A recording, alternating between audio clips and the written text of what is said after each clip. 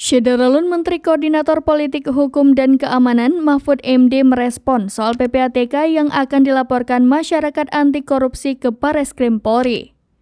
PPATK sendiri akan dilaporkan terkait dugaan pembocoran rahasia saat menangani kasus tindak pidana pencucian uang 349 triliun rupiah.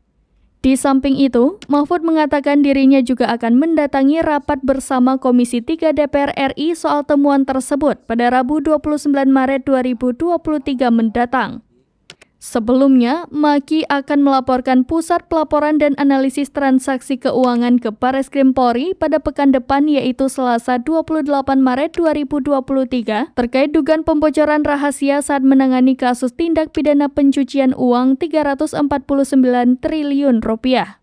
Menurut Koordinator Maki, Bonyamin Saiman, laporan ini sebagai upaya membela PPATK dengan mengikuti alur pikir anggota Komisi 3 DPR Arteria Dahlan. Dengan melaporkan ke polisi, Bonyamin yakin bahwa dugaan tindak pidana pembocoran rahasia yang disebut Arteria Dahlan tidak terbukti. Jika laporan sudah diproses, maka anggota DPR yang bersangkutan diharapkan dapat memberikan keterangan kepada polisi.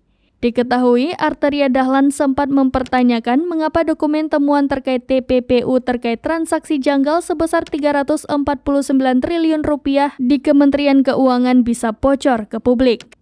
Kemudian ia menyinggung pasal 11 Undang-Undang Nomor 8 Tahun 2010 di mana dokumen temuan terkait TPPU seharusnya dirahasiakan. Bahkan ia menyebut adanya sanksi pidana 4 tahun penjara sebagai ancaman menyebarkan dokumen tersebut.